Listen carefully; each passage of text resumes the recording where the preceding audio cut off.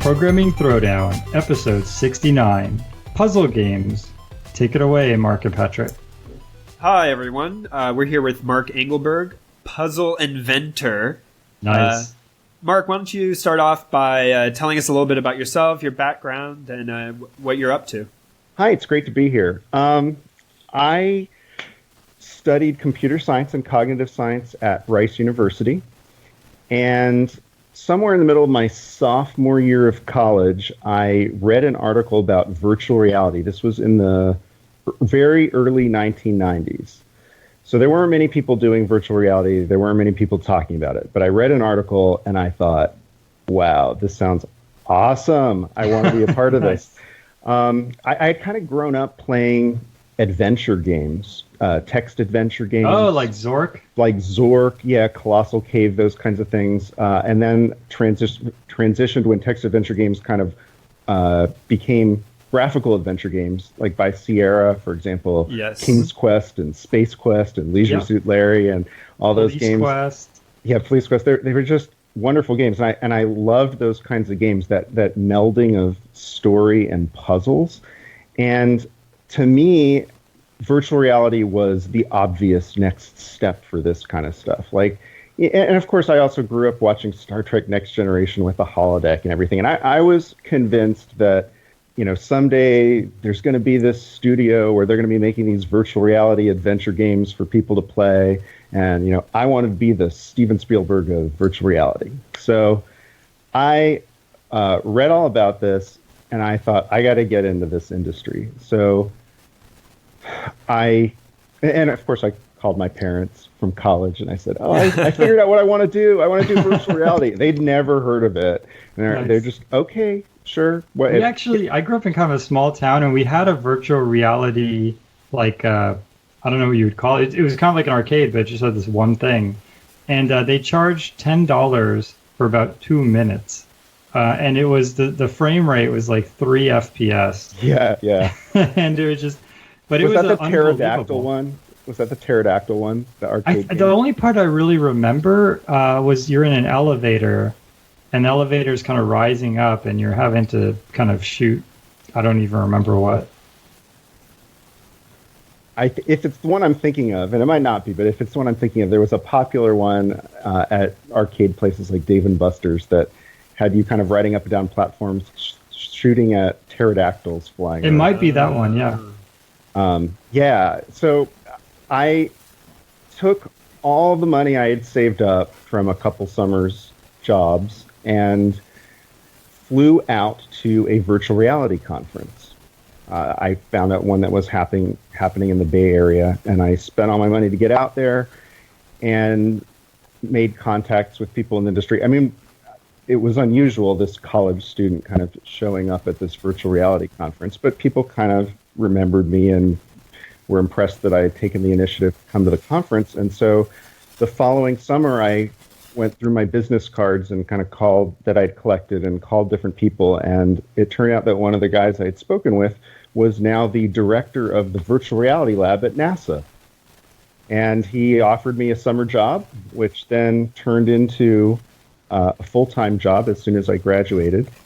And I was one of the original pioneers in virtual reality. I had the luxury of working with these $1 million computers. It literally took, back then, a $500,000 computer to power the graphics for each eye. Oh, wow. So a total of $1 million of graphics power to power the whole virtual reality headset graphics. So you can understand why there weren't that many places where you could work on virtual reality. And the lab that I was working in was involved with training, specifically training the astronauts, and more importantly, training the ground crew, because the astronauts have a lot of hands-on training they can do. They can get into a pool underwater and manipulate objects, to simulate a space mission. When I was there, the big space mission that was coming up was the Hubble Space Telescope repair mission. And there's a ton of ground crew, though, that needs to sit there following through the procedure and talking to the astronaut, walking them through it, having all these contingency plans if anything goes wrong. And it's really hard to train people on memorizing a whole bunch of dry procedures. And so we thought, hey, we can take virtual reality and people can go into the virtual reality world and kind of be the astronauts and fix the Hubble Space Telescope repair mission themselves. And I'll bet that that will cause them to remember the procedures a lot better than if they just try to memorize it out of the book. And so that's what we were doing. We were kind of trying to be the first people to prove that virtual reality was actually useful for something. And it turned out it was. It really did help people have better recall. So do you know how to fix awesome. the Hubble telescope? I still remember a lot of the details, that surprisingly. Wow, that sounded cool. Years later. But yeah, that's awesome. It was pretty neat. And as part of that team, I was part of a lot of virtual reality firsts. I'm pretty sure I wrote the first real-time 3D physics engine, I think. I built a virtual reality physics lab where you could manipulate the magnitude and direction of gravity, for example, with a dial on the wall, and then bounce the ball in the room and watch it fly in all kinds of crazy directions based on what you had set the gravity to. Wow, so you actually did like the Verlet integration and applying the torque and Yeah. and collisions and all of that. Yes, I mean, So, I you kept wrote it it a all in little. assembly or something? A lot of the stuff was done in C, Okay. but NASA had their own special language for building expert systems called CLIPS, and Huh. they used that for a lot of detailed simulations where you have tons of rules you need to pattern match on, and it was a language kind of optimized for that. And I did a lot of research on how that language was kind of a particularly useful paradigm for building simulations, like in virtual reality. So that was something I've always been really interested in, programming languages and how different languages cause you to think in different ways and cause certain problems to be easier or harder to solve. And so I was really excited to be working with this unusual programming language and looking at how it made certain kinds of simulation programming to be more accessible. So that was a lot of what I did at NASA. We also did I think we did the first over the internet virtual reality, like a teleconferencing internet with another Oh, NASA cool. app. So it was a fun time, but a couple of years into that, I realized that virtual reality wasn't going to be changing much for a very long time. It was just going to gradually get cheaper. And as long as it was $1 million to power some goggles, Yeah. it was going to be a long way off before my dream actually happened, if it was ever going to happen. So just before you go, I should interject. What do you think about the state of VR now? Like now I haven't tried it, but I think you can just, if you have a Samsung phone, you can just attach it to this head-mounted display and strap it to your head, and you have basic.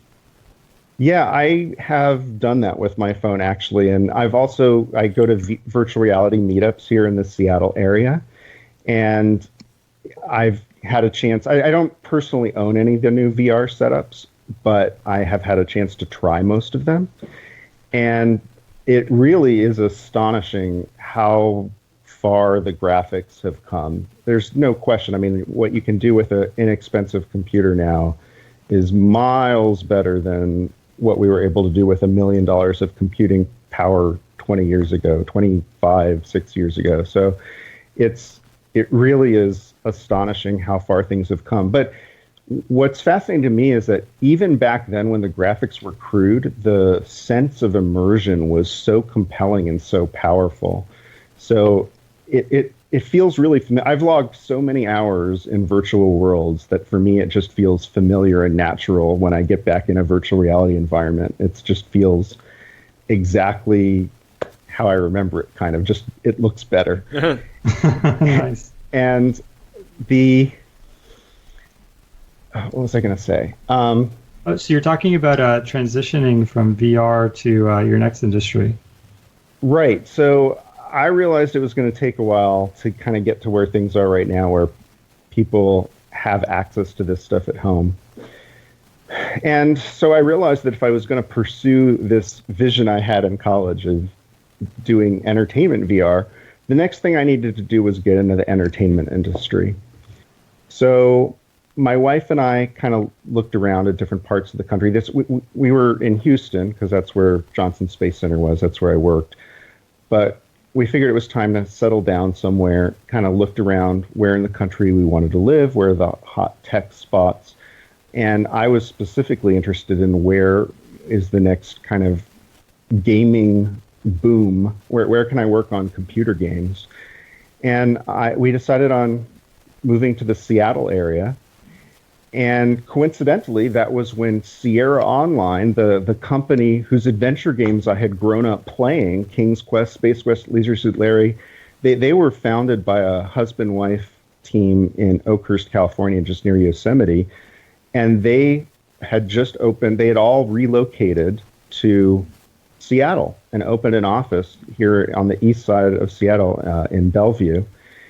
And I was the first programmer Sierra Online hired here in Bellevue. So I was living my dream working with these adventure game designers that I had grown up playing. One of the first big projects I worked on was a family game called Torrance Passage, written by Al Lowe, famous for the Leisure Suit Larry series.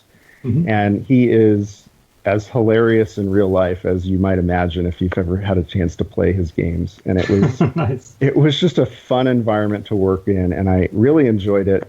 I eventually moved into game design and started writing my own ideas for Sierra.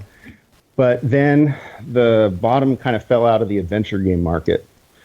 And Sierra, I think, got sold to some other company, and things were kind of falling apart at Sierra. So I figured that was a good time to get into computer games as, you know, the underlying technology that powers computer games. Because I don't know, do either of you have experience working in the game industry or not? I don't remember. No. I don't have. I've experienced playing a lot of different games, but not working in the industry. So one thing your listeners might be interested to know is that in the game industry, it's pretty common to have kind of a separation of skills between the people who kind of write the game engines and the people who write the logic of the games. And I have to say, I especially loved writing the logic of the games and not worrying about the engine stuff. That was kind of, to me, that was just the purity of what programming, you know, programming to me has always been about the fun of creating this virtual world that you can explore all through programming. You know, you can create anything you can imagine. And it's fun for me when the engine's already written and I can just sit and concentrate on building that world. You know, that is really fun for me. That's interesting. I feel personally just the opposite. And the reason is, and it depends obviously on the game, but a lot of games are kind of induct the Goombas kind of move the same way, and you have to sort of put them in a certain way where the player will execute a certain pattern. But maybe it's just because I've never really done it, but I always felt to me like that part was inductive. Like you would just put them kind of anywhere, and then you would see what the player does and then move them a little bit. And it felt like the engine, you know, if you could make something, like the engine was a little bit more procedural or generative. But it might be because, you know, I think maybe after time, maybe you get a handle on sort of the artistic part of it, and you could kind of maybe predict that in advance. Yeah, I mean, there's certainly slightly different skills and appeal to different people. So, I mean, I think that's great that there are people like you that really love working at that lower level. I did it for a while because I wanted that experience. I worked at a couple different companies, but one was Rad Game Tools, and Rad Game Tools is famous for the Bink video compression, and that's used in just a ton of video games. Mm-hmm. And I was one of the first employees there other than the founder of the company. And I helped do a lot of that early work in researching and designing the algorithms that powered the Bink video compression system. Cool. Yeah, I'm sure. I mean, so people who are listening at home, start any video game. If you're a gamer, start the game, look at the splash screen right at the beginning, kind of search, there's a screen at the beginning which has all the copyright and, maybe the logo, but a bunch of other things. I guarantee you almost any game you'll see this. It almost looks like, and you can probably describe it better than I can, but it's like a tornado, but it's made out of different bands of color. That's the Bink video logo, and you'll see it almost anywhere. Yeah, and I think what I loved the most about that job was it gave me a chance to really use my math background. I mean, I've always been really deep into math, and programming is kind of connected to math, but not necessarily on an everyday basis, depending on what you're doing. And certainly when I was doing high-level logic for adventure games, I'm not really using math on a daily basis. Mm-hmm. And it was really interesting for me to kind of get back to my math roots in that job and read through papers on compression theory and information theory and figure out how to implement these things. At the time, just to give people a sense for what computers were like at that time when we were developing Bink video compression, MP3s, right now MP3s are ubiquitous. But back then, if you wanted to play an MP3, it would pretty much consume your entire CPU of your computer to play back that MP3. I remember, there's the song, the Men in Black theme song for the very first Men in Black. That was the first MP3 I had, and I double-clicked it, or I dragged it into, I think, Winamp or something, and my computer froze. Like, I couldn't move the mouse. I couldn't do anything. Like, I just had to listen to Men in Black. That was it. And then when the song finished, then I could move my mouse again. Yeah. I was a big believer in the MP3 format early on. I created one of the first MP3 sharing websites specifically to try to connect indie artists with people who wanted to listen to indie music. And cool. It was, I kind of ran out of money to fund the website because it wasn't getting a lot of downloads because people did not have MP3 players built into their machine. You had to download special players for that, and it then consumed all your CPU. And I was just a little bit ahead of the curve, I think, on that. And it was a couple years after I gave up on that MP3s really exploded as kind of the mainstream consumer way to consume music. But before we leave the topic of the sort of dichotomy between building game engines and designing games, I think I've had it as a book of the show before, but Masters of Doom, which is sort of a kind of review of the id Software, has a lot of intertwining with Sierra Online and the adventure games, and then the sort of counterbalance between Carmack and Romero as sort of game designer and engine programmer plays out in great detail through that book. And so Jason was sort of mentioning some about it, and you were too, that, I think if people are interested in that, that's actually a really good read. It's pretty easy. And as far as I know, it's not fictional, but it's a lively telling of the id Software, the guys who made Wolfenstein 3D and Doom, and a lot of those games that a lot of us probably remember. Yeah, it's funny.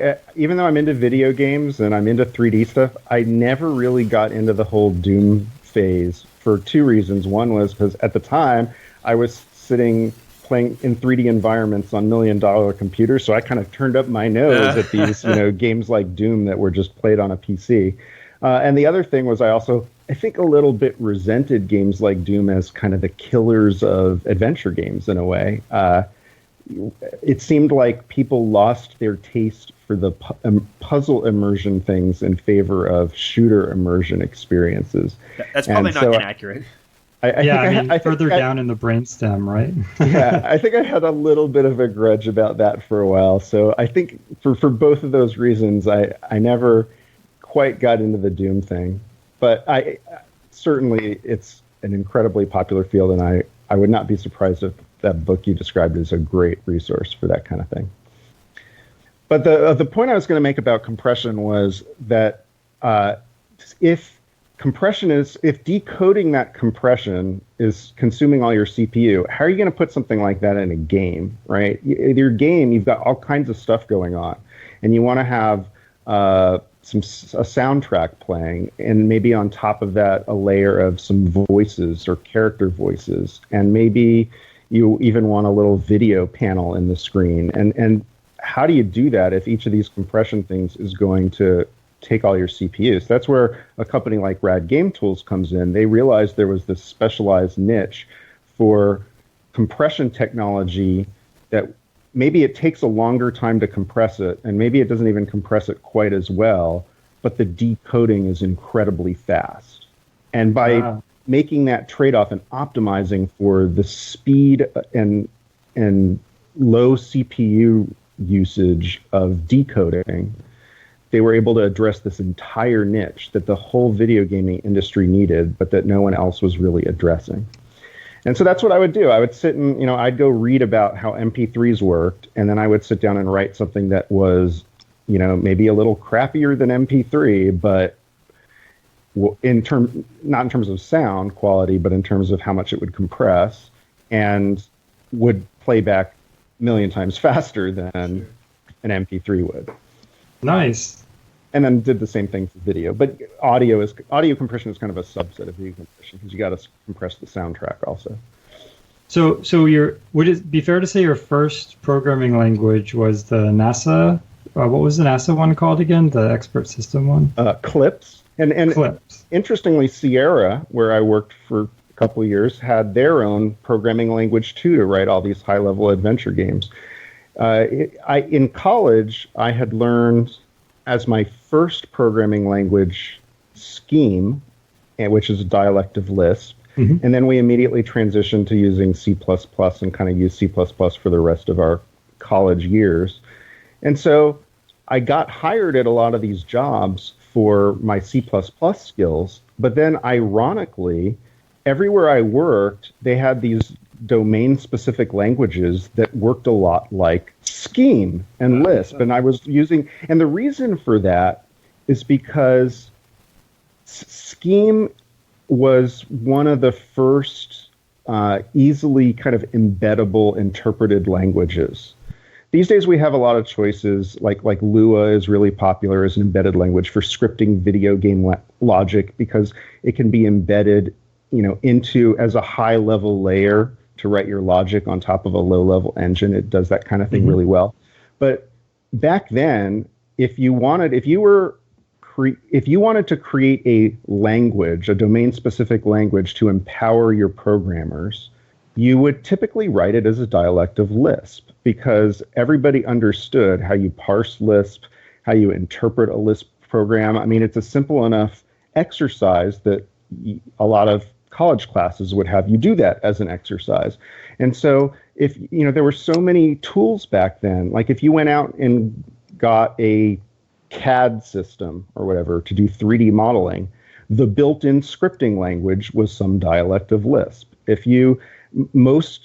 Most tools, if you wanted to be able to program it, they would include some kind of Lisp layer, for some scheme-like layer for you as the programmer to do that scripting. So it was just ironic that, I was hired mainly for my C++ skills, and then a lot of these jobs I ended up basically doing Scheme and Lisp programming, or effectively in their own languages.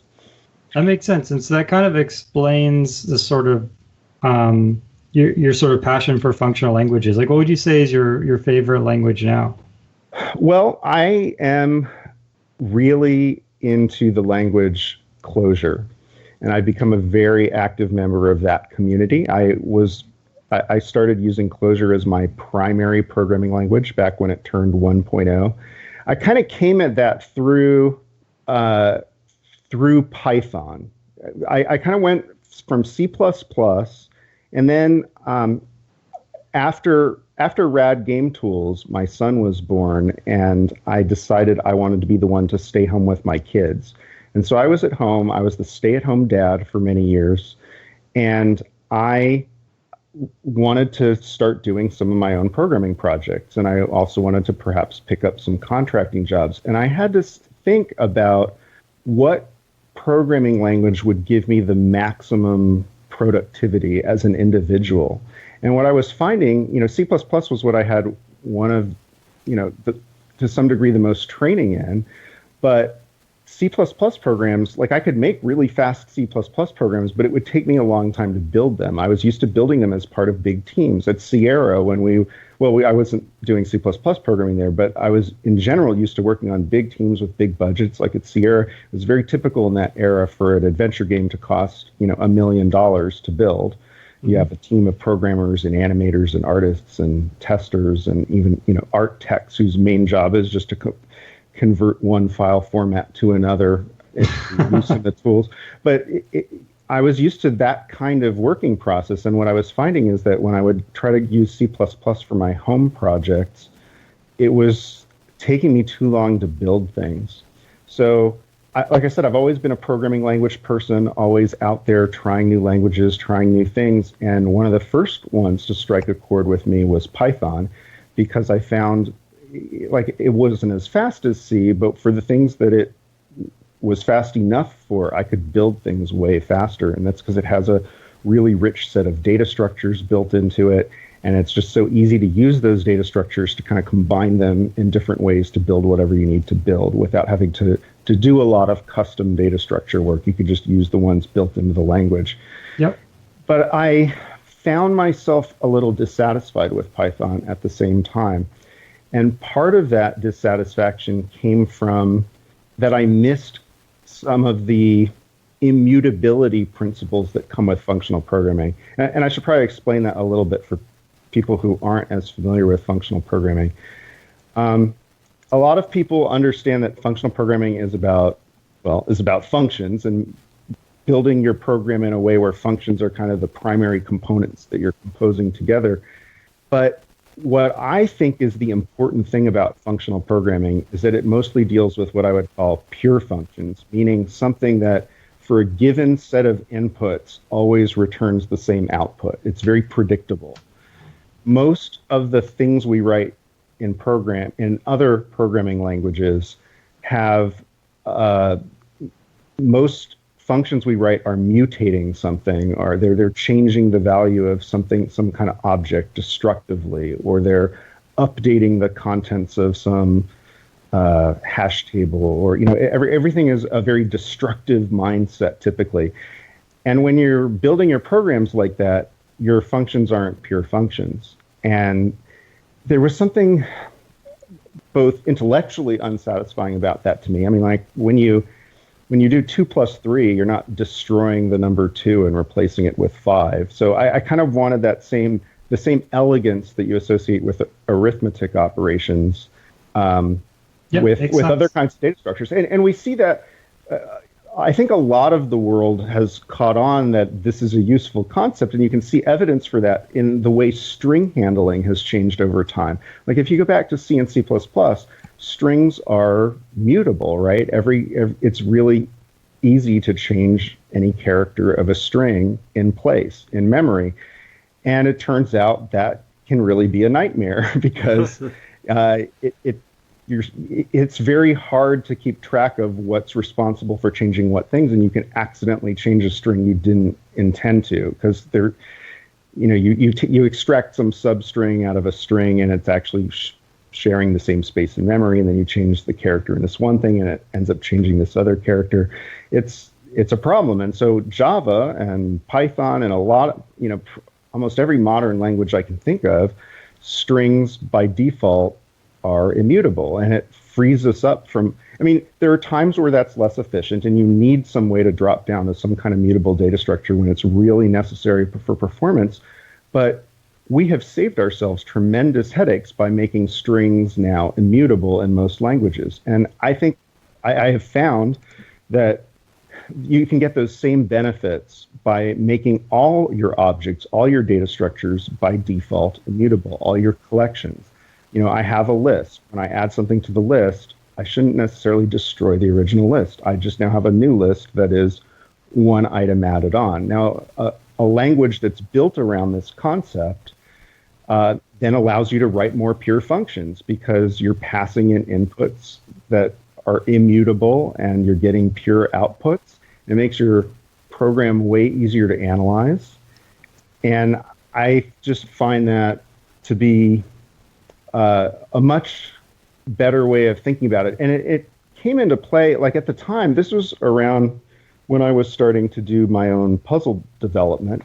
And I'm sure we'll be talking a lot more about that. Mm-hmm. But one of the first puzzles that I analyzed was a puzzle game by ThinkFun that's kind of a famous puzzle game called Rush Hour. And Rush Hour is a physical puzzle toy where you have a grid and you set up cars, these physical cars on the grid. You have a puzzle card that's kind of showing you the right way to set the cars up on the grid. And then you slide these cars around and you're trying to get the special red car out the exit. So some of you may have played that as a physical puzzle toy. There are also a lot of different iPhone implementations and things like that. Yep. Yeah, just the idea for people who haven't played this is you have this sort of gridlock of cars, and it feels like, you know, you want to move this one car that's in your way, but you can't because it's blocked, you know, on either side by these two other cars. And so there's all these sort of dependencies, and you have to sort of unravel all of that by moving cars all the way on the other side of the board and kind of, you know, using that as leverage to eventually move the cars you do want to move and get yourself out. Now, to analyze that, I wanted to build a graph data structure where for a given puzzle, I want to think of every possible board state that you can get into of sliding these cars around as kind of a node in a graph data structure. And I want edges or arrows kind of connecting this board state to all the other legal board states I can get to from this one with one sliding action. So by building up that data structure, I now have a complete snapshot of every single way I can possibly slide these cars around for a given puzzle. Well, in something like so the first time I tackled this, this was in the era when I was using Python. And, you know, one natural way to do a graph data structure is, you know, like I said, one of the things I like about Python is you don't necessarily have to build a lot of custom data structures. You can just use the built-in ones. So a natural way to do that is the built-in data structure of, in Python, a dictionary, which in other languages is often called a hash table. Mm-hmm. And your dictionary, the keys are the state that you're in, and the value, it would be the list of all the states you can get to. That would be one way to model this graph data structure using a hash table. Well, Python has a restriction, for good reason, that the keys in your dictionary object have to be immutable. Well, that's interesting. That means now I have to take the state, the snapshot, the state of a board, and I have to somehow come up with an immutable representation of the board so that I can use it as a key in this data structure. Well, for the most part, the built-in data structures in Python are not immutable. There are only a few things in Python that are immutable: numbers, strings, and tuples. But what I ended up doing was using strings to represent my states, my board states. So I had this kind of crazy flow to my program where I'd be representing a state as a string. I would unpack that string into some kind of mutable object so I could actually make moves on the board.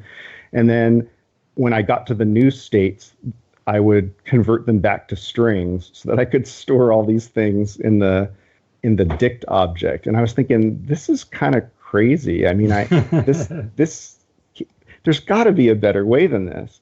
And so, like I said, I was exploring lots of programming languages, always kind of keeping tabs. And when I saw Clojure, I just kind of fell in love with it right away, because a lot of the older functional programming languages like Scheme, they really focus on one immutable data structure, usually the linked list. And there's only so far you can go with a linked list, which is why I wasn't using Scheme for my own hobby projects. Mm-hmm. But Clojure has a full suite of data structures, just like the ones built into Python. You've got not only lists, but you've got things like arrays, you've got sets, you've got things like hash tables, and all of them are immutable. All of them can be used as keys and values in other hash tables or put in other collections, and you can nest these things however you want. And I found that rich tool set of immutable data structures just this incredibly powerful toolkit for building up complicated representations of data and the functions that operate on them. So I really fell in love with that. And then once I started using Clojure, I found all these other benefits and then just never turned back. So Clojure, because it runs on the JVM, is way faster than Python. So I just got an enormous performance boost switching from Python to Clojure. Mm-hmm. Clojure has a real strong emphasis on concurrency. And a lot of the puzzle analysis work I do is very parallelizable, but Python didn't give me very great tools to do that with. And so suddenly with Clojure, I was able to write a program to, solve puzzles and generate puzzles, and pretty trivially, I could spin that out to multiple processors. It has just a wonderful set of tools for working with concurrency. Yeah, Python has the global interpreter lock. Which, yeah, exactly. Which for people who don't know, it's basically, let's say in Python, you can have two threads. And the first thread could be trying to access a database. And so while it's, using some low-level C++ library to hit the database, your other thread could be doing something else useful. But if both threads are just doing Python code, let's say both threads are just have a for loop and they're adding numbers, Python won't let both of them execute at the same time. So it'll actually let, go to the first thread and have that one add a number. And they'll go to the second thread, have that one add a number. And so you no matter how many cores you have on your computer, it's only going to use one. But you can get around it using the multiprocessing library in Python, but it's almost like using Unix sockets. Like you really have to send things over the socket between the processes. It's very, very low level. But Java, and all the JVM languages, they just are way better at the concurrency kind of routines. Yeah, I mean that is exactly the kind of issues I was having with Python. And the Python gives you a little bit of that kind of interactive window to interact with your code, but Clojure kind of takes that to the next level also. In the Clojure community, they call it REPL-oriented development, where REPL stands for read, eval, print loop. And they have a really rich set of tools for interacting with your code. And that turns out to be great for me when I'm doing my puzzle work. And I think most people, when they're writing programs, they're sort of writing one program with a main function that's going to run, and they're okay with compiling it and then running it. But what I was doing was building a set of tools for myself to use. And so my programs were more like a workbench of, this can generate this kind of puzzle and this can solve this kind of puzzle. And I would write these things as independent functions, and there was no real main function or something that I would run. I would just go into the REPL. I've built my whole workbench of tools, and I would just type in commands to kind of like generate some puzzles and interact with them and try solving them and evaluating them and analyzing them, and then make some tweaks to the puzzle and then solve it again and make sure it still has a unique solution. And I could do all this interactively from my REPL window, just fluidly interacting with all the code that I had written. So I just love that feeling of, I'm building myself a workbench with all these great tools, and it's just a wonderful workflow. And finally, a couple years into Clojure, they came out with Clojure Script, which is a version of Clojure that compiles to JavaScript. And for me, that was a huge benefit because I've always found the semantics of JavaScript just a little clunky and awkward. And for me, being able to apply these concepts that to me make Clojure so natural and so wonderful to web programming and to building graphical programs and websites and HTML games, all these things I can do from Clojure Script, and it's easy to use the same logic that I've written and tested for building and solving my puzzles. In the JVM version of Clojure, a lot of it can just be ported right over to the Clojure Script version, and I can get the same behavior right there in the browser. And Yeah, that's, we in episode 61 we had Eric Normand on the show, who runs a website called Purely Functional, where he teaches Clojure and ClojureScript. And yeah, he actually mentioned you can now even use ClojureScript to write for mobile. So yeah. you could actually take your games, and I'm assuming you have to redo the UI, but you can actually use the same language and target mobile. Yeah, I think a lot of the people who are doing mobile are using tools that are built on top of Facebook's React Native toolkit. So it actually is a lot. I think a lot of the same UI code that you've written for the web, if you're using that toolkit, does translate over directly to the mobile platform too, because that's how React Native works. Mm-hmm. But yeah, I know Eric, and he's a great Clojure trainer, and he's probably done more than anyone else to put out a lot of high quality videos and training materials, especially for people who are interested in using Clojure to build websites. That's one niche he's done a lot to provide great materials on. Cool. So yeah, yeah, one question. So solving the puzzles, that seems, let's say, intuitive, right? I mean, it could be difficult, but like for example, Sudoku is like 9 graph coloring, like it's a graph coloring problem, right? For example, a lot of problems come down to some type of NP complete, type search where, hopefully you can use some heuristics, or maybe there's some tricks like it decomposes, but it always ends up involving some type of, kind of search or planning.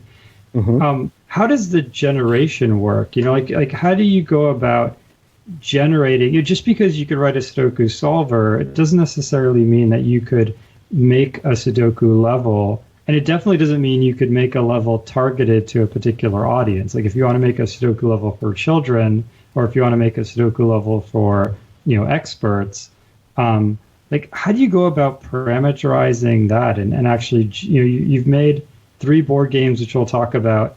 And that's the part that I find fascinating, is how do you actually create the levels, and how do you sort of guarantee that they're sort of playable and usable, right? Yeah, I mean that's the heart of what I do. So yeah, I'm happy to explain it. Although I'll tell you in advance that it's kind of like when a magician shows you how the trick is done. You go, "Oh, is that all there is?"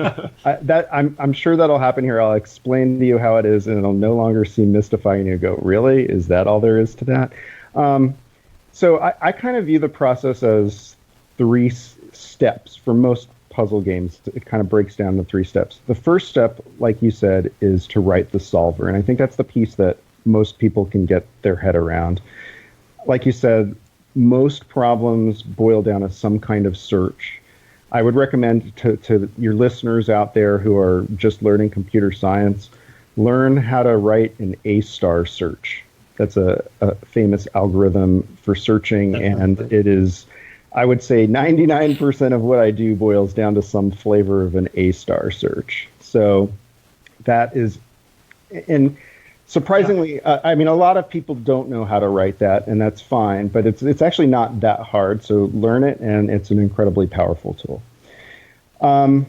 There are also other tools that allow you, as you said, a lot of puzzles boil down to NP-complete problems, and we actually have a lot of tools out there for solving NP-complete problems as long as they're not ridiculously hard and take forever to run, right? And fortunately, most puzzle games, for a human to be able to solve them, are usually relatively small problem sizes relative to what a computer can solve. So even when these things are NP-complete, usually they're quite tractable on a computer. And you can apply some of these tools. And for example, there are constraint solving engines. There are Boolean satisfiability problem engines. I actually gave a talk about this at the last Clojure conference. People can find it online if they want. The talk I gave was called Solving Problems Declaratively. And we'll add that to the show. I took a sample classic puzzle and I walked through how you would solve that with a few different kind of declarative problem-solving tools that let you just kind of model. You don't even have to worry about how to express the solving process. These tools are so robust that in a lot of cases you can just model the problem, write down a model of how the problem works, and then pass it into this solver, and it'll just solve it for you. Nice. Yeah. Just to sort of expound on that a bit, a lot of people don't know this, but basically, so A star is a type of what's called a fixed beam search. And what that means is, a fixed beam search is where, imagine, you have some tree, and at the bottom of this tree are a bunch of leaves, and each leaf has some score, but you have some intuition as to what the score is going to be as you're going down in the tree. So if you think about, say, a game tree, you know if you're losing, right? Like if it's Monopoly and everyone around you has hotels and you don't, like you're in trouble, right? But you might pull it off and win the whole game, but you have some intuition. And so what beam search does, fixed beam search, is it will, try to use its intuition to sort of go down the best path that it thinks of at the moment. When it finds the answer, then it goes back up the tree and it says, well, let me check some more answers near the one I found to see if there's an even better one. And sort of depending on how you construct it, you can get an approximate solution or you can get an exact solution. Like in other words, you can say, look, these things here, because I know some bounds on them, I don't have to explore that part of the tree anymore. I know that all the leaves in this part of the tree are going to be between 1 and 10, and I already have an 11 over there. So I know I could just drop that part of the tree. And that's basically how like the entire tech industry works, right? Yeah. Like if you're on Amazon.com and Amazon suggests items to you, and they have 3 billion or maybe 30 billion things that they're selling, and they can show you 10, and they could do it every time you hit refresh. The reason why they can do that is because they're doing a fixed beam search. So they basically, they have what's called an embedding or a latent space or a projection. They have a projection of you, and they have a projection of all their inventory, and they try to line those up, but they don't line them up one at a time. They use this tree. And so the same with like Google, the search engine, Facebook, the ordering of the things in the feed, Twitter, like the whole internet runs on effectively like fixed beam search, which A star is a member of. And so, yeah, A star is something absolutely everybody should learn and code up. And there's an awesome Wikipedia page on A star, which kind of has the code. Literally, you could copy paste it, and also kind of graphically shows you what it's doing. And I might be able to make that a little more concrete even by talking about that in the context of that Rush Hour game that we were talking about. In Rush Hour, you've got the tangle of cars, and you're trying to get that special red car out of the exit. And if you're going to search for a solution, you ideally want to search the moves that are going to be more likely to lead you to a solution, things that are get your red car closer to the exit. So the key there, and the key part of any A-star search, is to come up with a lower bound on how many moves it's going to take you from this state to the solution. So a simple lower bound for Rush Hour is, how many spaces do I have to slide this red car over, and how many things are in its way? Because each thing that is in its way is a minimum of one move to get that car out of the way. So you can look at a position and say, okay, this is going to take a minimum of 7 moves to get the red car out. Maybe a lot more than that, but I know it's going to take at least 7.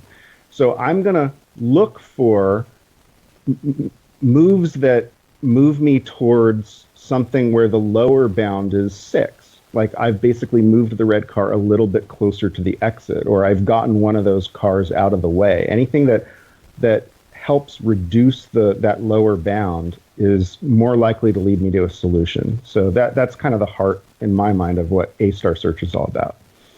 Mm-hmm. So you've written the solver. Yeah. And so now you have to generate the levels. How do you go about doing that?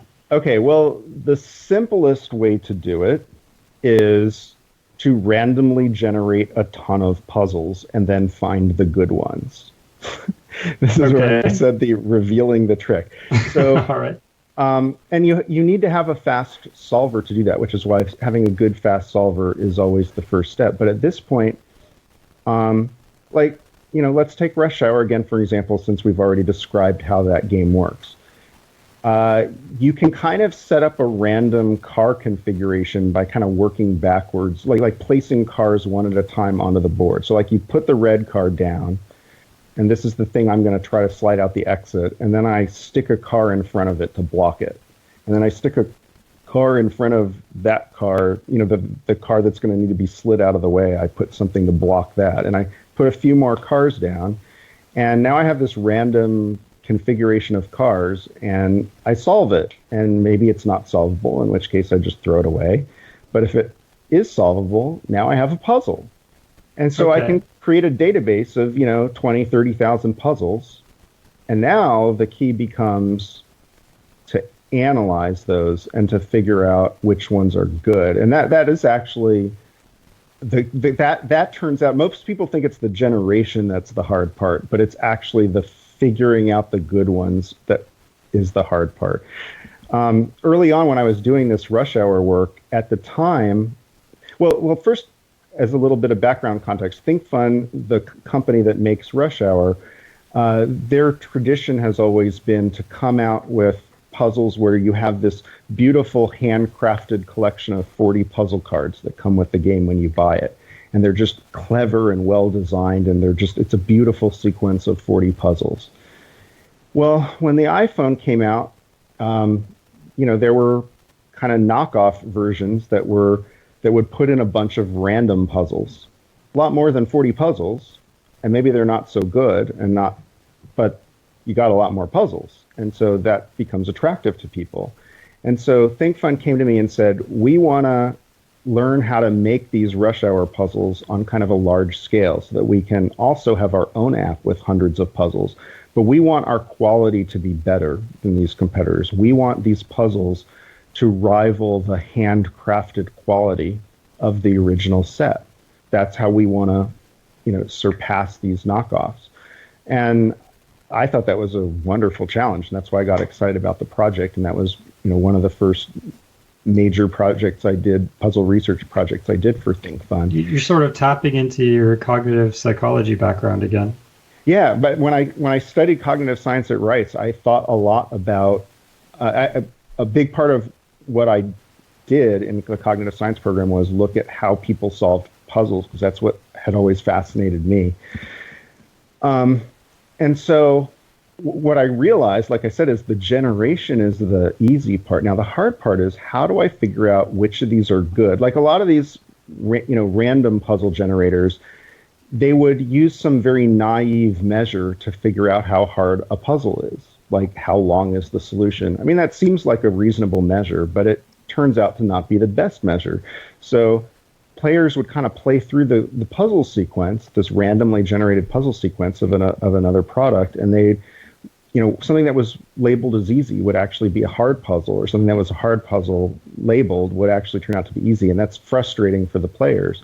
So how do we calibrate the difficulty? How do we figure out exactly what the difficulty of these puzzles are? How do we make sure they're good quality puzzles? That's where the challenge lies. And what I found is that the key is to kind of throw away the solver you've built for this third phase. Even though it's fundamentally a solving problem, what I want to know now is how would a human solve this puzzle? That's the question. So, that's going to be maybe a slower process to emulate than like these speedy off-the-shelf solvers that can just crank through a model of a problem and generate a solution fast. And you need that fast solver to do the random generation process and quickly screen for solvable and unsolvable puzzles. But now when you get to that third phase, you want to write a more deeper model, a more complex program that models how you think humans would solve it. And you also want to do a lot of measurements on the puzzle space, the state space, not just how many moves there are, but how many different states you can get into. What does the shape of that state space look like? How many dead ends are there? Like you kind of want to map out what the puzzle looks like. And so And then you want to synthesize all those measures and your model of maybe one or more models of how humans might solve this. And you have all these measurements, and you want to come up with some kind of way to combine those measurements into an overall rating. And that's kind of the same problem that like machine learning is used for right now. You've got all these different numerical attributes, and you're trying to use it to predict some overall numerical attribute of a system. Yeah, I was about to say it sounds a lot like policy gradient. So policy gradient is this idea where, instead of saying whether something is good or bad, you basically have an expert. So in this case, it'd be you, the designer, or some other human play the game, and you'd have a system that learns what that person would do. So in other words, given a game that the algorithm hasn't seen before, it will try to make the same moves that the human being would have made, whether those moves are good or not. And this is actually how they bootstrap like the world champion Go player and things like that. They because the state space is so large for Go, they bootstrap it with policy gradient. So they basically say, look, there's all these expert human players. They all have these things in common.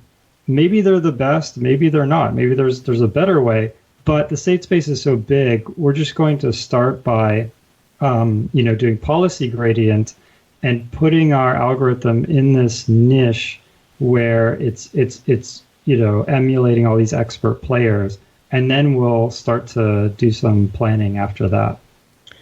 Yeah, I mean, that's exactly right. Now, what would be nice is if I had tons of people playing through these puzzles and rating them, and then I could literally pass it through a machine learning algorithm to figure out how to map all these measures I've created to the overall rating.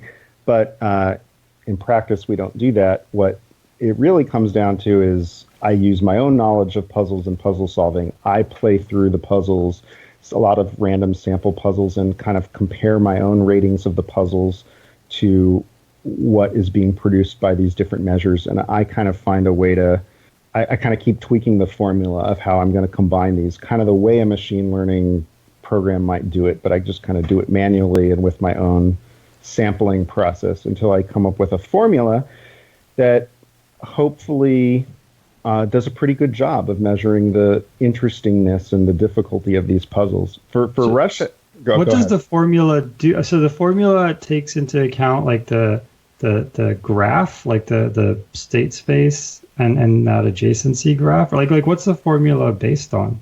So some of the measures might be the number of moves in a solution. It might be how. It depends on the game. Rush Hour doesn't exactly have dead ends, but you can imagine, like you can get into state spaces that are maybe further away from a goal than where you started, and so understanding like the average distance of a given state to the solution, so I can come up with 10 different measures that seem like they might work. But the heart of it, the key is, again, the most useful measure is going to be how long is it going to take a human player to solve it. And so here's an example of the kind of thing I might do. I've tried a lot of different heuristics with Rush Hour, for example, to kind of get a feeling for what feels like what is producing something that maps well to real level difficulty. And one of the things I found was that if you imagine a really naive player, one of the ways they might play is they might kind of make random moves for a while. And if they get about 3 or 4 moves away from the solution, they can see that, and then they go make a beeline for the solution. And they might be a little more intelligent about it in terms of not just making purely random moves, but at least making moves that don't undo what they just did. Like that would be something that most people wouldn't do, is just immediately undo the move they do for no reason. So you can program in maybe a preference for making moves that are novel, that take you to some kind of new state space. And so I would code up this kind of logic, and then I would run it, and it has a certain amount of randomness to it, but I would run it multiple times and see like this virtual player, how many moves does it take this virtual player to solve this puzzle? And running that and taking an average of a bunch of times, it turns out to be a really, really useful measure. And then combining it with those other statistics, I can get a really good handle on the difficulty level of a puzzle. Cool. That's amazing. I mean, that's something I always wondered, and yeah, you totally cracked. It actually, I'm going to challenge you on that a little bit. I think it actually was really super insightful. Like I was expecting when you prefaced it, I was expecting it to be, we just count distance from the goal, and then I was actually in my head, I was kind of thinking, well, there might be some that are very deceptive and things like that. But yeah, I mean, this idea of sort of you model the human, and then you try to refine that model by observing how it plays. I think that's really cool. And that's so you put all of that to the test when you made these new 3 games that are coming out this month. That's right. Very cool. So yeah, we should dive into them. So why don't you tell everyone about the 3 games you made? So Patrick and I, super lucky, we got early copies, and we played them with our families, and we had a ton of fun with them. But yeah, why don't you kind of explain to everyone what they're in for this month? Well, a few years ago, ThinkFun approached me, and because they know that I'm a programming guy, and I do puzzles, and I approach puzzles with a programming mindset, and I also work as an educator in the programming field, teaching other homeschool students in the area. And they realized that there was a hunger out there for unplugged computer science activities, games and puzzles that would teach kids who play them computer science principles just by playing these puzzle games and having fun. And they shared this vision with me and asked me to create products that accomplished that. And the first product I did for that was a game for ThinkFun called Codemaster. And Codemaster came out a couple years ago. And Codemaster started out as a Target exclusive for the first year. And it was a big success, and people really enjoyed it and really liked it, and Target wanted more, and this was a good thing. So they came back to me and said, "Can you develop a line of 3 new games that explore different kinds of computer science principles, each one doing something a little different, so that the 3 kind of go together and help build a picture of what it's like to think as a computer scientist, so that kids can do this." As a teacher, I was really inspired by this project because as a teacher, and I think all computer science teachers find this, there are some kids in the class that just immediately seem to get it when you teach programming. They're like, yes, it's intuitive. They just get it from the outset. And there are others that really struggle. And so the question teachers always ask each other when they get together at conferences and things like that is, why is it that some kids struggle and some kids just get it right off the bat? Is it something innate? Is it something that can be taught? What's going on here?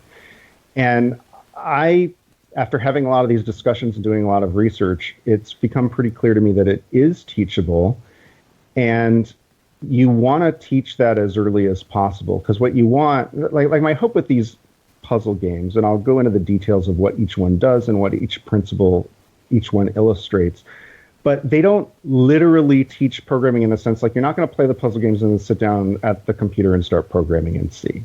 That's not the goal.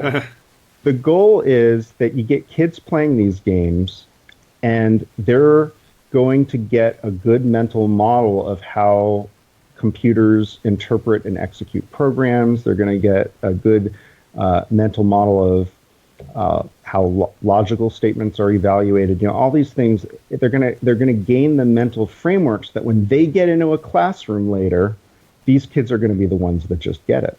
And that's my dream, is that like a generation of kids play these games, and then 10 years from now, teachers are saying, "What's going on? All these kids are showing up in my class, and they're all finding programming really easy." That's my dream. That's what I want. And yeah, that makes sense.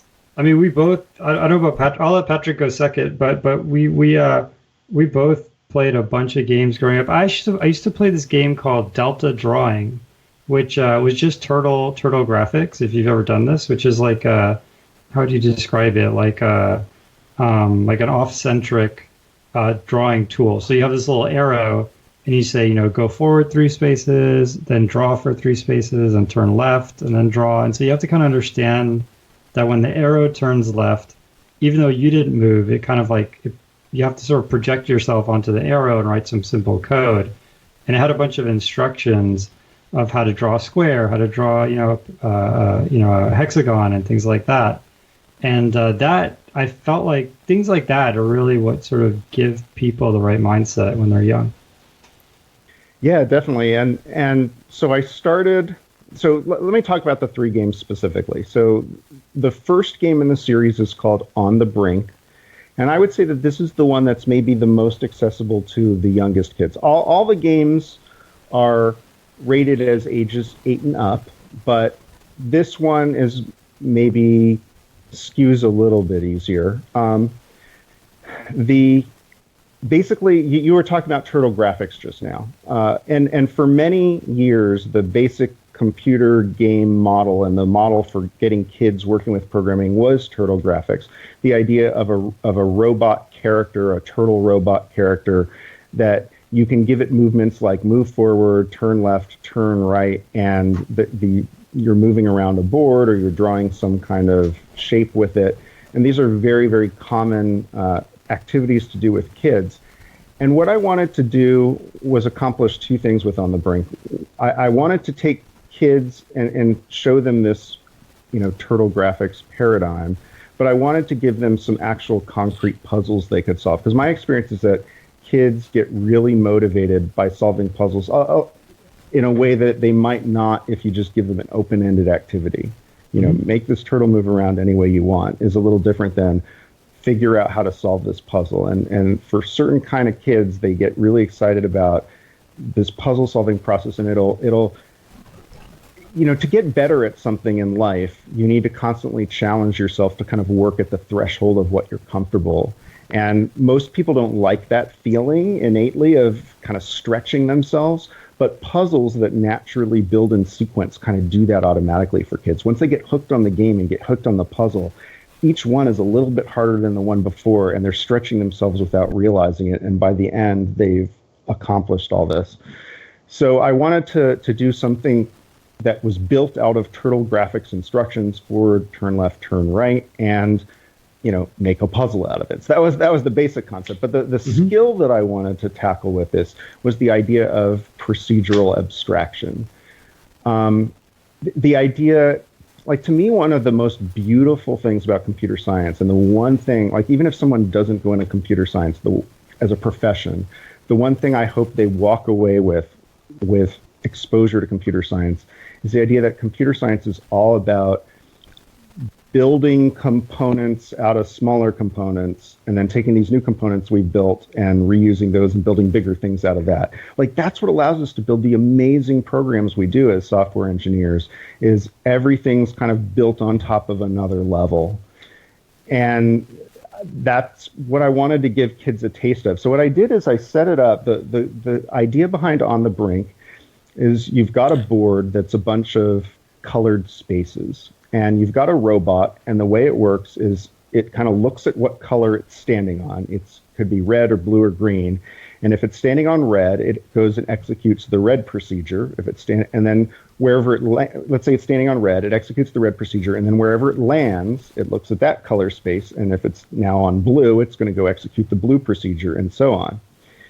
And the puzzle is this: the player is given these cards, these instruction cards, forward, turn left, turn right, and they're trying to assemble the procedures. And we keep it really simple so it's accessible to younger kids, and they can do this, in a reasonable way. They're just worrying about 2-step procedures. But what they're having to think about is that level of abstraction. There's a bunch of red spaces on the board, and whatever procedure they write, it has to work at all the red locations on the board. It's got to make sense everywhere. So you're figuring out how to make this reusable piece. And then, as they get to later levels, we kick it up a notch. And we instead of giving them the instruction cards that are just forward, left, and right, we give them a new set of cards where each card is a procedure built out of forward, left, and right. So, for example, I think there's an instruction there called like long turn right, which is a combination of forward, turn right, and move forward again. So it kind of moves the robot in kind of a bigger arc than just turning in place. And so you have these bigger instructions, and now they're building procedures out of procedures. So again, they're seeing firsthand through play that you can, reuse components to build other components. So we give them things that feel familiar from their first, built out of the forward, left, and right. They're building the procedures out of those procedures now. And then for most of the puzzles, we kind of tell them which cards they're going to need to use. But the last expert level, we don't even tell them what cards they need to use. So now it's getting a little more free form. It's starting to feel a little bit more like the real programming process.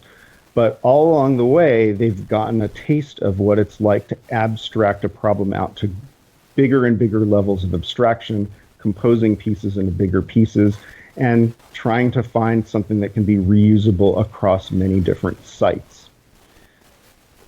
So I actually played through this one. My wife and I did. So I went through all the levels, and mostly just sort of let my wife try, who's not a computer programmer.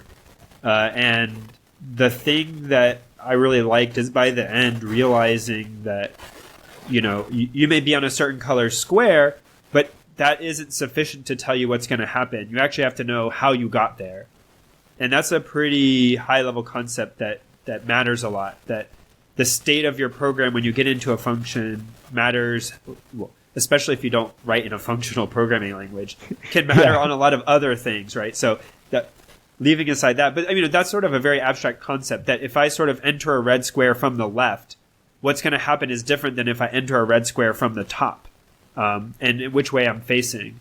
And so, that is a very abstract concept that I thought was introduced very nicely, that it was like, oh, okay.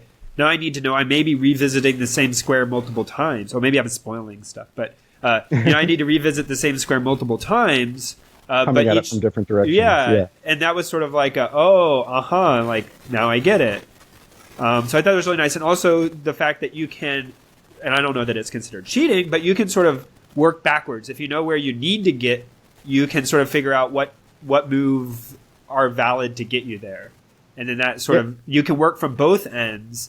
And then that also often simplifies your problem.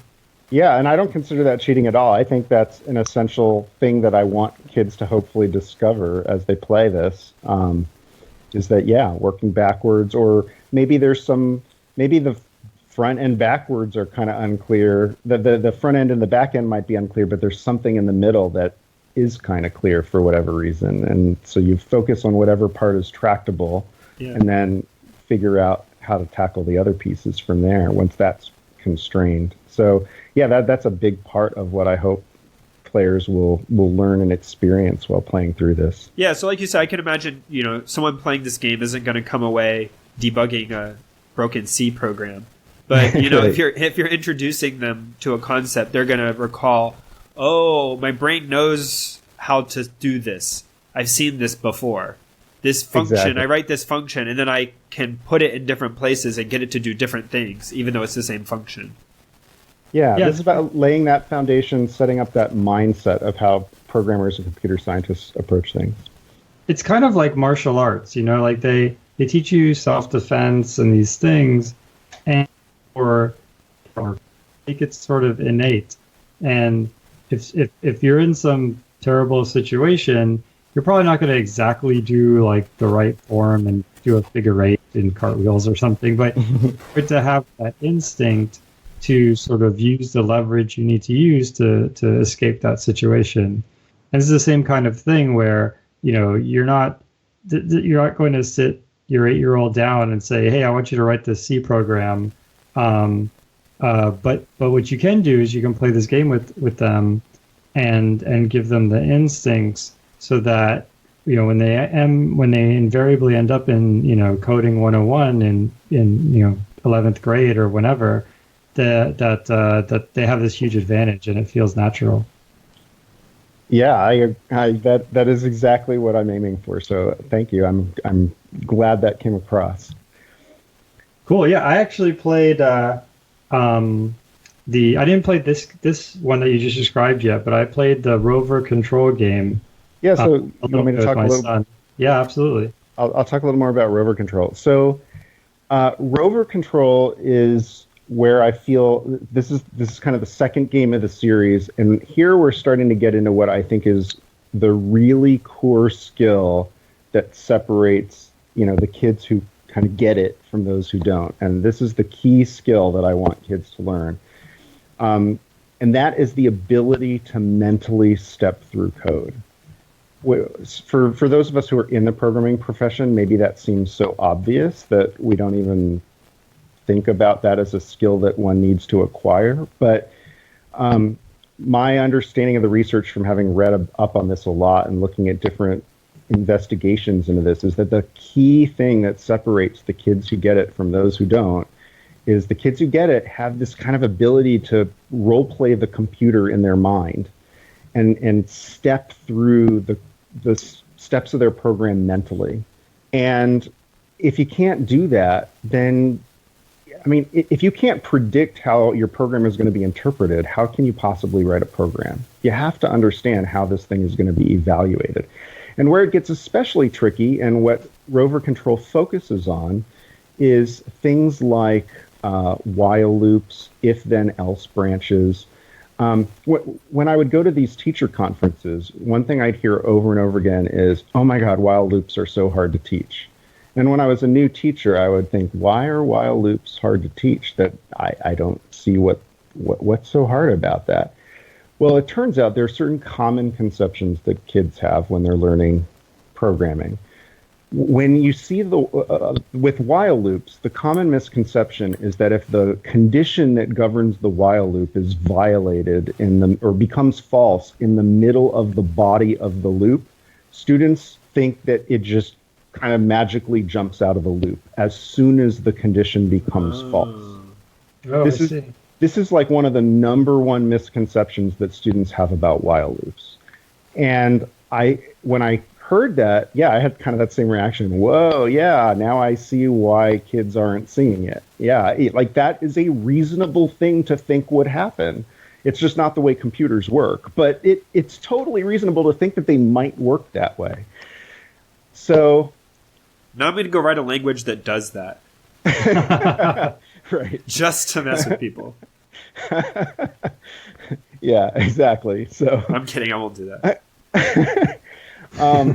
So rover control shows programs for this. The idea is you have this line following robot on a Martian landscape, and your job is there's this program that explains to the robot, follow the red line, then follow the green line, check if you're at this particular location. If you are, do this one thing, otherwise do this other thing. This program is written out, but to make it accessible to kids, it's written in a graphical format, a kind of a visual flowchart kind of system that I came up with, drawing from a bunch of different inspirational sources. But it's a visual representation of the program, and the idea is you're trying to color the lines of the map to make this program actually work, to do what it's supposed to do, which is to get the robot from this location to this other location.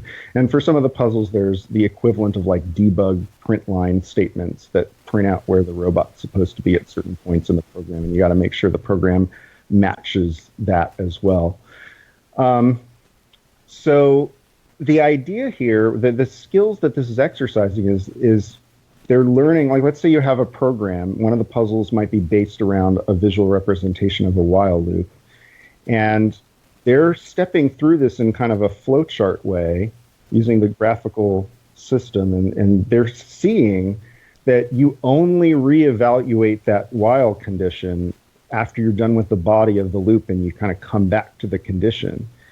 And they're learning they try drawing different maps and drawing the colored lines. They're using logic. Like if we just made a game that was an exercise of here's a program, figure out where the robot ends up. Like, that's not interesting, right? Kids aren't going to do something that feels like an exercise. Mm-hmm. But the idea is you give them something interesting to do with that. Here's this program, figure out how to color the map. And even once you can understand, even if you're a good programmer and you can read this program flawlessly and understand how this works, there's still a puzzle to be solved.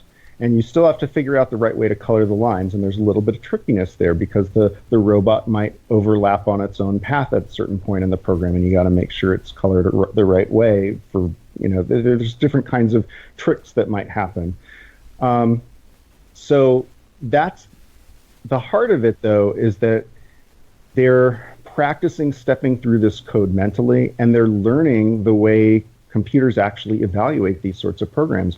And now when a teacher shows a student a while loop in their future programming class, it's going to make perfect sense. They're going to be one of the ones that it's intuitively obvious that you only evaluate the condition when it comes back to the top, because they've seen that model and they're used to stepping through code in that way. And it's going to seem completely natural to them that that's how computers process programs, because they had already practiced being the role of the computer mentally while they interpreted and executed these programs while playing rover control.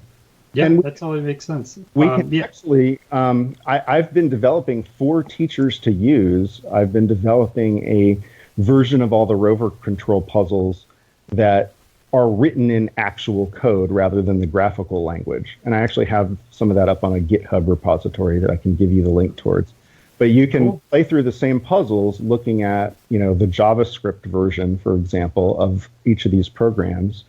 And again, there's a puzzle to be solved. And if you're playing through it and you don't understand how to interpret the while loop, you flip the page over and now you got the graphical version. You can kind of go back and forth between the two.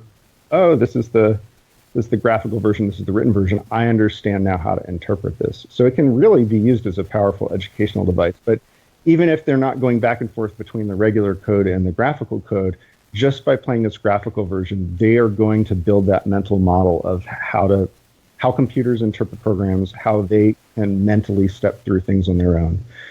When I played it with my son, my son's 4, so we didn't get to while loops, but we played the first level where just to give people sort of like a mental model, sort of picture of this. Basically, you have these different colors, and as you sort of trace this path and these colors, there's some spots on the maze, we'll call it, that are already colored in with a certain color before you even started. So, for example, if your colors are sort of, let's say, red, blue, red, there might be a path that gets you to the goal, but that path, the first link in that path was blue. And since your first link, from the program has to be red, you can't take that path. So the first thing you do is you kind of fill in all the parts that are, dictated in advance. And then my son saw, I can't take this path that goes straight to the goal because there's a blue one on there and I have to put a red one. And so he put a red one somewhere else. And then, after a couple of tries, he kind of figured out that if I put a red one, then I have to follow the blue one. And so that means I have to go this way, that way, and then go to the goal. So the first one was super accessible. Like you really you almost can't really mess it up. And then it gives you kind of stepping stones to harder and harder, more complex problems.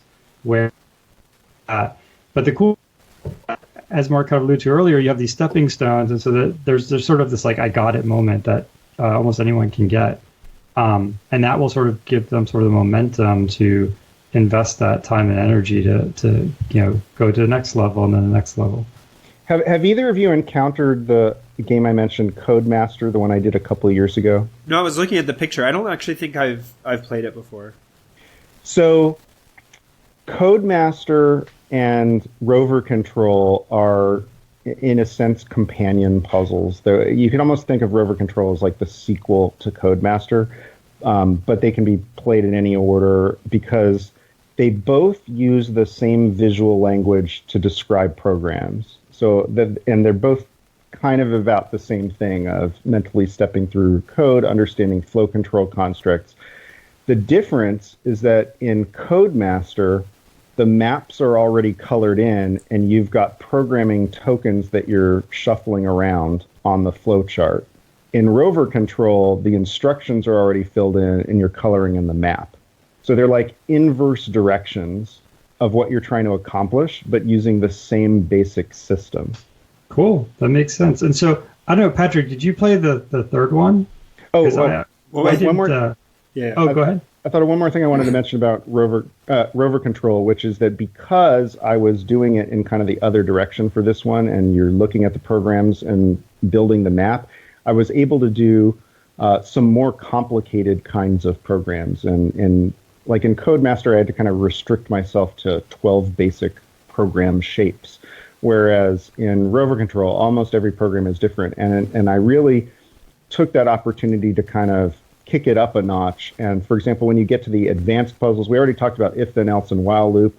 But at the advanced level, I introduced something very similar to for loops. And when you get to the expert puzzles, there's actually two different robots running around this map, and you have to draw the map in such a way that the same program will work for both robots, starting in different locations on the map. So it gets, pretty tricky once you get to the expert level. I will say this is the one I looked at the last puzzle. I was a bad person. I opened them up and immediately went to the hardest puzzle. And of all the three, this was the one when I flipped to the hardest puzzle, I was like, oh, that's not going to work.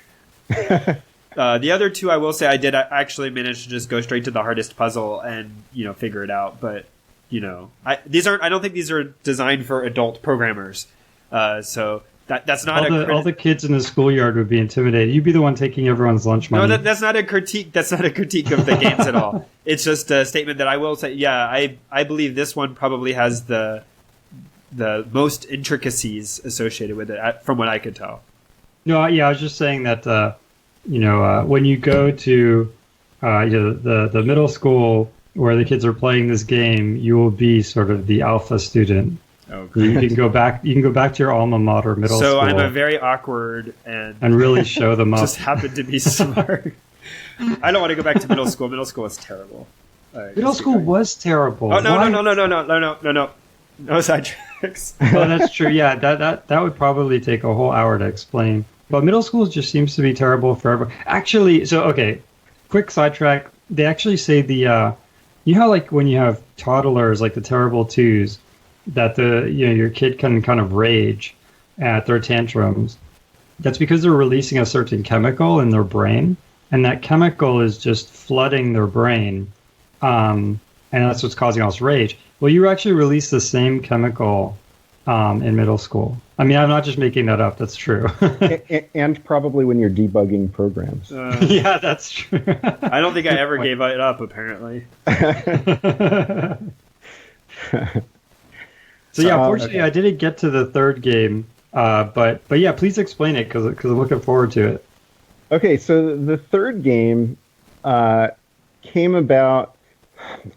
Another hot button issue for computer science teachers is that the students, it's very hard to communicate to them a deep understanding of logical expressions, logical connectives like and or and not. And then when you get to more complicated things like XOR, that it gets even more complicated. But and part of that is simply because most curricula for computer science just don't allow a whole lot of time in the curriculum sequence for that. So what happens is teachers get to the part where they're teaching logic, and you need to know it because it's going to show up in all your if statements as the condition, and you're going to need to know how to do this stuff. And they just kind of say, okay, here's and, here's or, here's not, and they kind of expect students to use their intuition, maybe from the English language, just their experience with it in English, to guide how these things are evaluated in programming, and they just kind of move on from there. The problem with that is that, like OR is a classic example. OR is not quite the same in math and programming as it is in everyday conversation.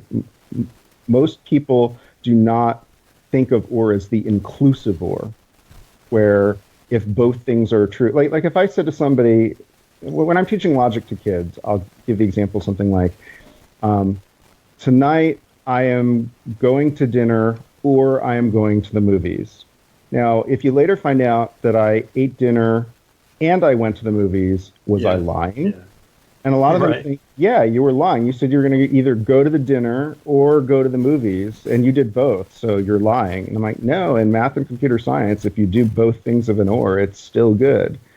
And they're like, what? You know, that, I mean, this is, and this is fundamental not just to computer science, but this is how all math works, math proofs, scientific language. I mean, anytime you use or in a precise context, the inclusive or is assumed unless otherwise specified. So we really lead kids astray. And then as soon as you throw a not in there, I mean, think when kids try to process double negatives, it takes them a while just to get that. But as soon as you start to say something like, just as a classic example, in programming, you might want to say, X is between 1 and 5. So how might I do that? I might go, 1 is less than or equal to X, and X is less than or equal to 5. Well, how do I not that? Well, I might, the obvious way is I can put a not around that whole and expression. But a lot of kids will get it wrong. They'll do like not X is greater than or equal to 1, and not X is less than 5, which is exactly what you don't want to do. If you're nodding the individual parts, you need to change the and to an or. That's De Morgan's law. These things do not come naturally to kids just from thinking about it from English language. You kind of need to learn how to evaluate it, how to reason about it, and that kind of thing just takes practice. So I started from the premise of I want to create a game that is going, logic is fundamental to programming. We don't usually think about that. When we think about programming games, we usually think about the other kinds of games we've already talked about, sequencing games, where you're programming some robot to do something. But logic is pretty fundamental. I want to come up with a game, a logic puzzle, something kind of like a Sudoku, a logic puzzle, but where the clues are expressed in terms of and or and not, and maybe getting to the more complicated things like XOR and if and only if and NAND and NOR. I want to make a puzzle that does that, where you have a clue system based on these logical connectives, so that kids can gradually, as they work their way through mastery over how to reason about, evaluate connectives. So that's what I set out to do. And the inspiration I got was around the time I was reading Knuth's latest book. I don't know if your listeners know a lot about Donald Knuth, but he is a amazing computer scientist who's pioneered a lot of the fundamental algorithms that programmers use every day. And he wrote this tremendous book called The Art of Computer Programming. It's his life's work. I think he's in his late 80s now, and he's been working on this almost his whole life. He was so passionate about writing The Art of Computer Programming that when the first copy came back from the typesetter and it didn't look as good as he wanted, he took 10 years off to develop LaTeX so that he could That's right. have it look good.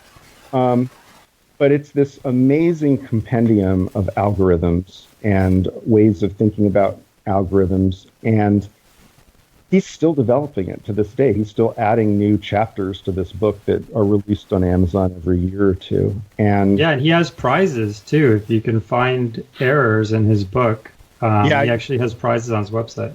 I missed that by a few days on the last one. I ordered his latest chapter as soon as it came out, and I was reading through it, and a few pages into it, I saw some typo, and I was like, oh my goodness, I got to write this. Because it's everybody.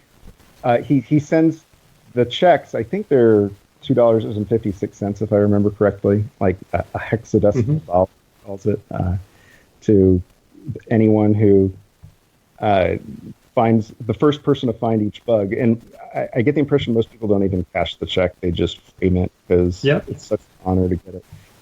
And I saw this typo and I wrote in and I got back an email saying, someone reported it 3 days before you, but thank you. But yeah,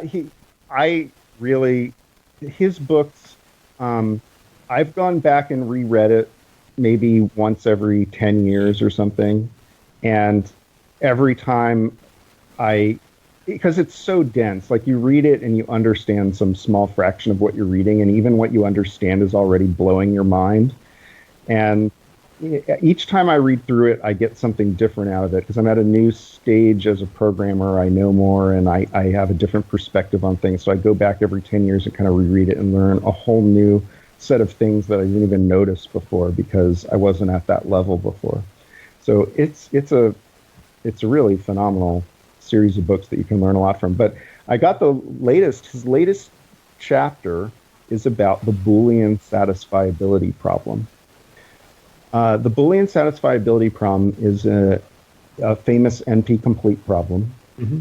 And the basic idea is you have a logical formula built out of a bunch of variables, and it's either the variable by itself or the variable with a not on it. And you have some logical expression out of these variables and nots connected with and or. There's kind of a normal, what they call a conjunctive normal form, which is a standard way to express. This is like 2-sat versus 3-sat. And exactly. Yeah. Yep. So there's different, but the general problem is still NP-complete. It's that there's some more precise subsets that are easier to prove that they're NP-complete. But the basic problem is you got this logical formula, and you have to find which combination of trues and falses for assignments to these variables make this overall formula come out to be true. And I was reading this, and this is Knut, in a recent talk, he kind of said that he thinks that satisfiability problem is something that every programmer should have in their toolbox. And one of the reasons behind that is because there's a lot of state-of-the-art research that has gone into writing these SAT solvers. And I was talking before about declarative modeling of problems. Like you've got some really hard problem you want to solve. Instead of writing the logic to solve it, it's great if you can figure out a way to express that declaratively and just pass it to a fast solver. So it turns out, because these are NP-complete, it's an NP-complete problem, what that means is that there's all these other NP-complete problems. Every NP-complete problem, we often know the mapping of how that can be mapped to the satisfiability problem, because that's how you prove something is NP-complete, is you show it can be reduced in polynomial time to some other NP-complete problem.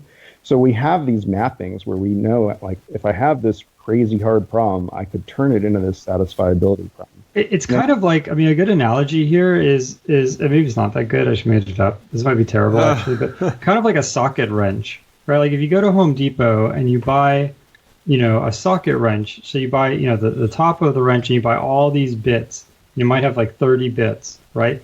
And you put that in your toolbox and you have sort of some level of confidence that when you need to take apart like your kid's tricycle or something, that's either going to be, an Allen wrench. You're either going to need like an Allen screwdriver or a Phillips head or a flathead, but that there's all these kind of standard forms, and there might be different sizes, but you bought this one tool that can solve 99% of it, right? And so you just buy that tool from Home Depot, put it in your toolbox, and then you just take it out whatever you need to. And so NP-complete problems are kind of like that class where they're all sort of variants. It's very easy to go from one to the other because it's some kind of size change or some minor tweak. And so something that's really, really good at solving one of them can kind of solve all of them. Right. And the Boolean satisfiability problem is like your 99% tool, like you said. It's intimately connected to these NP-complete problems. So I was reading about this. He has this whole new chapter of his book devoted to understanding how state-of-the-art SAT solvers are actually built and walking you through the algorithms that drive these solvers. And it's really fascinating stuff. Are they mostly like simulated annealing genetic algorithm type stuff or what? He touches on, there are some random processes that will get you there for certain classes of problems, but that's not that's not the state of the art as far as I understand. Oh, cool. I'll have to read it. I'll have to check it out. At least not for these particular satisfiability problems. Mm-hmm. Yeah, it's a really wonderful, and of course Knuth is famous for literate programming, which is a form of programming where you every bit of code is wrapped in a lot of very clear explanatory text explaining how this code works. And Knuth is the inventor of that style and the master of that style. And this new chapter basically reads like a literate programming version of a state-of-the-art SAT solver, so that you're reading through this program and understanding how it works. It's really fascinating read. But as I was reading this, I thought, I could make a game out of this. I think I see how I can make a logic puzzle built on top of the satisfiability problem. And if I do that, that will also serve the other purpose I talked about of a clue system that can be expressed in terms of and or and not, and get kids really comfortable with reasoning about these logical expressions. So the basic concept of the game is you're looking at a map of a robot brain, and it's a bunch of nodes connected by these colored wires. And the idea is you have these power cells, and when you put the power cell on a node, it activates all the colored wires that are touching it. On the other page of the puzzle, so you're looking at the map, and then you're looking at the clue system. There's a clue system which is a big logical formula about which wires need to be active or inactive. And from those clues, you need to figure out where to place the power cells. So the key here it's almost exactly like the Boolean satisfiability problem, in the sense that in the Boolean satisfiability problem, you have a formula, you're trying to figure out which variables are true and false. If this were exactly like the satisfiability problem, the equivalent would be, I have this formula about which wires are on or off, and you need to figure out which wires are on and off. But I added one level of indirection, and that was like the secret sauce to make this a fun game, as opposed to feeling like just an exercise. And the secret sauce is you can't directly control whether the wires are on or off. You can only control them by where you place the power cells.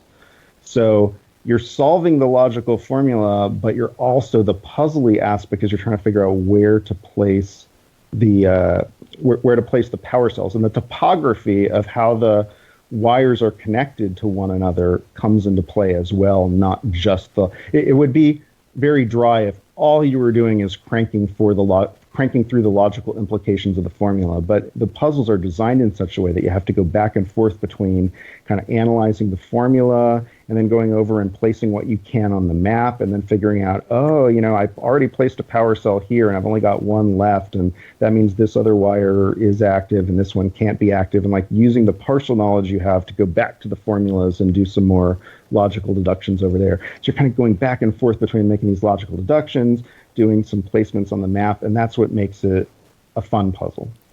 Yeah, so depending on where you place it, you may turn 1, 2, or 3. I think 3 might be the most. But 1, 2, or 3 different colors on. So that's what you're talking about, is that you have to be strategic in where you place. You're not just simply saying red is on. You're saying, I'm placing it at this node, and this node makes both red and orange on. Exactly. If I recall, yeah. Yep. And so, sorry, go ahead. For people who like, logic puzzles, this is the most logic-y of the three, right? It's not about sequencing. It's not quite like the same as the others. It's about logical formulas. I don't know about you, but I grew up on Raymond Smullyan puzzles. Are you familiar with Raymond Smullyan? No, I haven't heard that. Oh, he died recently, but he was this famous logician who wrote all these books with these puzzles about knights and knaves, and knights always tell the truth and knaves always lie, and there would be some combination of statements of person A makes some statement about B, and B makes some statement about A, and they'd be some kind of logical statement like A is a knight or B is a knave, and you're told some kind of meta knowledge like exactly one of them is a knight and the other two are knaves or something, and you have to kind of figure out what each person is. And like one of his first books, I think, was called What is the Name of This Book? Two of my favorite books of his are The Lady or the Tiger, and Alice in Puzzle Land, which is a whole series of puzzles based on Alice in Wonderland material. But I grew up on these puzzles and just loved solving these logic puzzles. And I'm trying to capture that kind of in a visual system here, and that really pushes the ability to read the different kinds of connectives. Yeah, I think this one was very obvious to me that when you play it, it's very clear how once someone figures out how this works, how they would debug a broken if statement. That, you know, if you have this if statement with some complex ands and ors, like, this would very much set them up for being able to understand that you have to sort of look at what has to be true, what can't be true, and sort of track down which variables are in what state and, you know, sort of how to evaluate it. So that pretty much covers the whole series of 3 games. They just arrived in Target today. These are going to be exclusive to Target for the rest of the year. I went over to my local Target today and showed up because I wanted to see them for myself. It says on the website they're in stock, but when I got there, the lady who said, "Oh, we're actually rebuilding the toy game section, and a lot of the games are still on pallets in the back, but I'll be unpacking it in a couple of days." Did you say, "This is my game"? Well, my daughter was with me, and she mentioned it, and the lady got kind of excited about that I was there to sort of see my games on the shelf, and she felt really bad that they were in the pallets in the back. Oh, no. I'll have to go back in a couple days to see it for myself, but it's in stock at a lot of Targets already. It should, like my local Target, I'm expecting it to trickle to the rest as they set it up this week. There are different displays. All 3 of these games are available. They're all priced at a retail price of $14.99, which is relatively inexpensive for this kind of thing. And a lot of, and some of that comes from the fact that these are unplugged games too. A lot of the competing products out there, they're cool. They might have some kind of physical robot that zooms around or something, but those will cost $200 or $300, right? Because you got No, and I think it's good to have it this way too, because I think it's too easy to be distracted with the other ones and just sort of play with it. And this forces you to do the mental processing of playing the computer, which is what I was saying I think is the key skill. So I think you get a lot out of this. Kids already spend so much time on like iPad and TV and things like that. And I've totally turned into my dad. I mean, when my dad would tell me to get off the computer, I remember, and we all probably remember this, saying, "Oh, when I become a parent, I'm going to let my kids, play on the computer all day long." And then sure enough, like the cycle just repeats, right? Like you can't, you grow older and you realize like that's just not a very, healthy environment. And so it's really good to have something that's tangible, physical, that isn't glowing back at you, that you can play. Yeah, as a parent, I definitely got to the point where I started looking for unplugged things for my kids, things that wouldn't use up precious screen time. And my experience is I found that kids often have a very different kind of attention span on the computer versus physical things.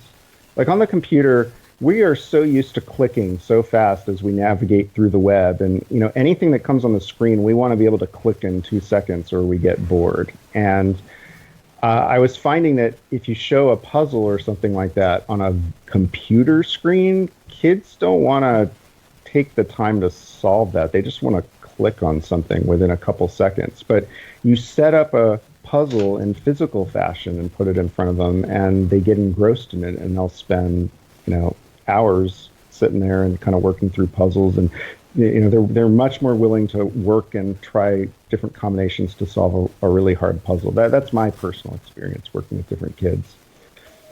Yeah. Well, we're running pretty long. This is a pretty long show. No, it's okay. So I think it's very cool. Talking to someone who's designed games, that's always been interesting to me. We all grew up playing games and solving puzzles, so it's great to hear a lot of the insight you've given us about sort of how games get made, how puzzles get solved and rated. That's all enormously fascinating to me. So I very much appreciated your time. Well, it's been a pleasure. You have any final questions for me? Sorry, Oh, go for it. Yeah, I was gonna say, just give us a plug for ThinkFun's website has the games, the Code series, On the Brink, Robot Repair, and Rover Control. Right. Where else can people go to sort of find out about what you're doing, what you're up to, or learn more about you?